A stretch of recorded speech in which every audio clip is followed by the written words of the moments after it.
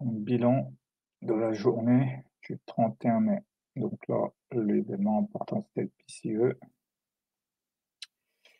Donc ici, voilà, PCE. Et puis là, il y avait le Chicago PMI à 15h45. Donc la clé ici, c'était de raisonner en deux mouvements. Le premier, c'était la semaine entière. Le marché a baissé. Donc s'il y a un mouvement baissier, il faut vendre, poursuivre la baisse. C'est ce qui se passe à l'Open avec RGAJP, échec rebond MIVHB, échec good news de 14h30, donc la vente de 15h45 à 18h15. Il fallait aussi remarquer que la veille, le dos était en phase d'accumulation. Pendant que le MQ et le SP étaient en baisse, le dos fait un rebond sur MIVHB et puis il y a même un double bottom. Le dernier point, c'était voir que pour conserver la structure de hausse, le prix devrait clôturer au-dessus de BHP. Sur ces éléments, l'achat du dos ou l'achat du rivage SP était le second mouvement pour aller chercher la clôture ou le retest de BHP. Donc vente ici, RGAJP, échec MIVHB, achat sur le dos double bottom ou sur le SP en rien de BHP. Donc, les trappes ici, à un moment donné, il y a un abandon TPK shout sur BJP au lieu de gérer sur la bougie et attendre la déviation sous BJP. Donc ça, c'est une erreur. Ensuite, il y a deux surconfirmations. Donc surconfirmation, breakout mode baisse, rejet AJP open, échec RB MIVHB, SFG news 14h30 invalidé, SFG M5 et bear flag M5 s'enchaînent. À partir de là, je devrais essayer de vendre tout ce qui est possible de vendre en fait. Une fois que j'ai ces indices-là, je dois pas passer en mode est-ce que le marché va se retourner, je dois être en mode là, il faut absolument que je trouve des moyens de rentrer dans le sens du mouvement. Ensuite, maintenant l'inverse, sur confirmation, signal barre grille hausse, respect BFG et clôture SFG et rebond PH ou HSTH. Ouais, ça aussi, c'est un truc important, c'est que quand j'ai mes signal bars, en fait, je finis par oublier ce que c'est qu'une signal bar. En fait, une signal bar, c'est le moment où je me dis qu'à partir d'ici, le marché va prendre une direction. Et en fait, une erreur que je faisais avant, c'était d'attendre la confirmation de la signal bar, en fait. Or, la signal bar, c'est la confirmation. À partir de là, j'accepte de prendre le trade. Ensuite, sous risque, baisse 2 entrées sur échec RB/MIVHB au lieu de j'ajoute après chaque clôture, voire même sur les M5.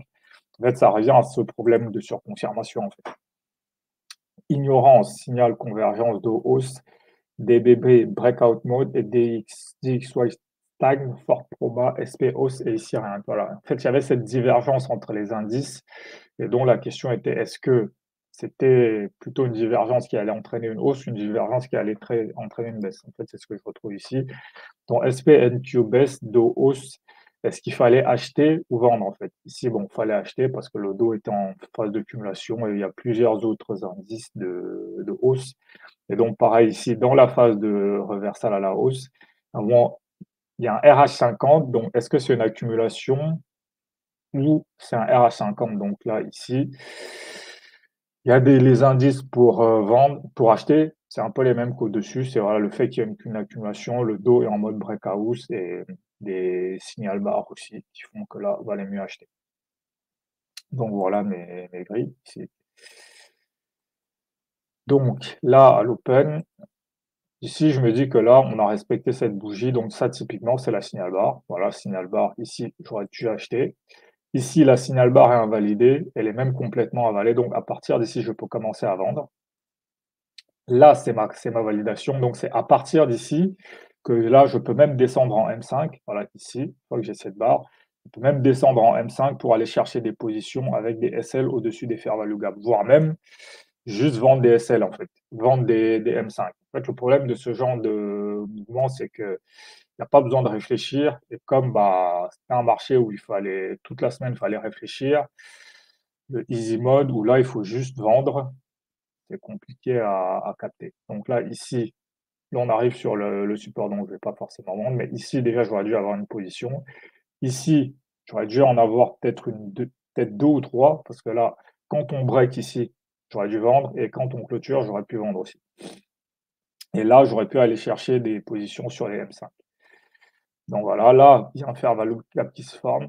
Là, typiquement, voilà, c'est typiquement là où il y a une phase de surconfirmation. Parce que si je vais commencer à me dire, est-ce qu'on va pas revenir chercher BJP, au lieu de me dire non, j'ai un fair value gap qui se forme, qui est respecté. Donc là, j'ai ma signal bar, donc je peux vendre.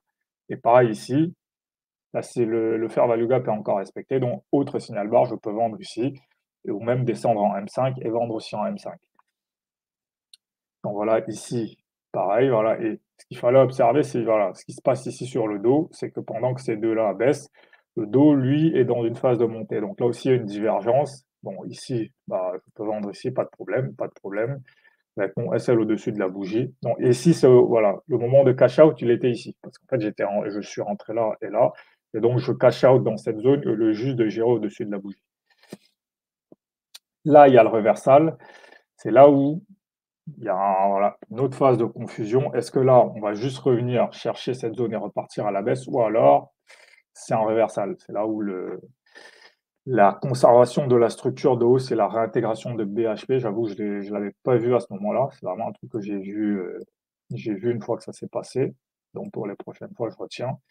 Et donc ici, j'aurais pas forcément acheté ici, mais sur le dos, ça c'était une vraie entrée. Parce que là, il y a vraiment, voilà, ici, même ici.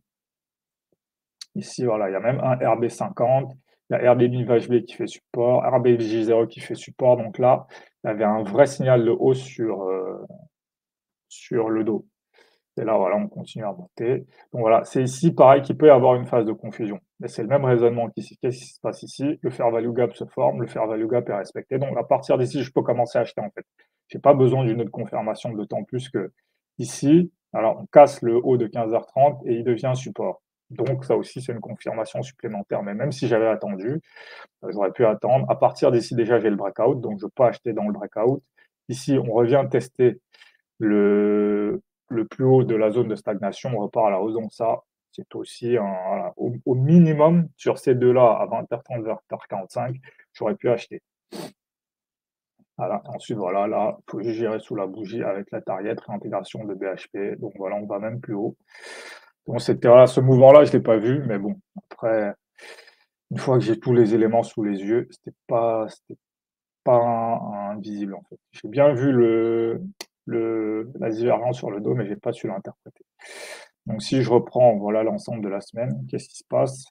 Là, ici, c'est le marché à moitié ouvert. Donc ici, j'ai plutôt, voilà, plutôt bien tradé. J'achète ici, ça monte.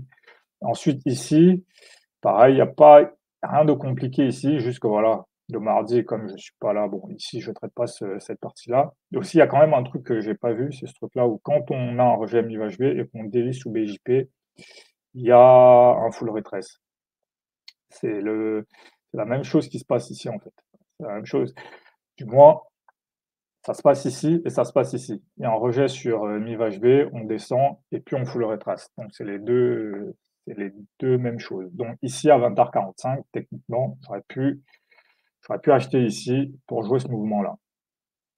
Ensuite, ici, je pense qu'il va y avoir une hausse. À un moment donné, je ne vois pas, en fait, je vois pas ce signal qui est que la baisse va continuer. Donc ça, bon, ça arrive. J'avoue que là, je n'aurais pas pu faire grand-chose parce que là, le marché n'était pas clair. Là où ici il y a une erreur, c'est que ici, j'essaie de jouer le front run, mais j'ignore ici à partir de 20h la baisse. Et là, il y avait un bon mouvement à jouer sur la baisse qui était en plus qui fait partie de mes signaux. Donc là, ben, j'avais juste à lire mes signaux et je l'aurais trouvé. Ici, pareil, je ne peux pas jouer ce mouvement-là de toute façon parce que je ne suis pas là. Mais donc, c'est vrai que ouais, là, il faudrait que je commence à voir mon emploi du temps parce que je rate un mouvement important ici et je rate un mouvement important ici parce que je ne suis pas devant mes écrans. Donc, c'est quand même à réfléchir parce que c'était des mouvements simples. Après, celui-là, je ne suis pas sûr que je l'aurais joué, mais bon. Après, ici, voilà, ici, il y a vraiment une erreur parce que je suis là, je le vois, mais en fait, je suis tellement obsédé par le fait qu'il va y avoir un front run que j'oublie que voilà, mon front run peut aussi être invalidé. Donc, pour résumer cette semaine, voilà, ce qu'il faut vraiment que je maintienne à l'esprit, c'est voilà, mes signal bars. Une fois que j'ai ma signal bar, je ne cherche pas d'autres confirmations. Par exemple, ici, ma signal bar, c'est ici. On essaye de breaker, le break échoue. À partir d'ici, je peux commencer à vendre, comme ici. Une fois que j'ai des fair value gap qui s'ouvrent et qui sont même qui s'ouvrent et même en M5, je peux pareil commencer à vendre.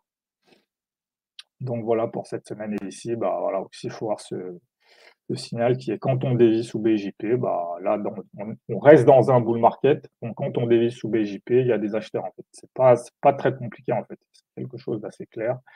Après sur cette journée, les structures en M1, voilà, même en M1 sur le M1, j'aurais pu descendre ici, c'est que ça devient tellement simple que c'est difficile, c'est tellement simple que c'est difficile à exécuter en fait. Il faut juste vendre tout ce qui se présente pendant la phase de baisse et juste acheter.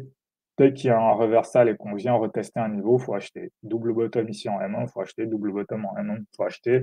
On revient tester l'ancien plus, on repart, il faut acheter. Pareil ici, dès qu'on revient tester un niveau, il faut vendre. Dès qu'on revient tester un niveau, il faut vendre. Mais comme je dis, en fait, quand il y a une semaine où tout est compliqué, bah, quand la simplicité arrive, il n'y attend plus. Alors que bah, c'est facile à faire.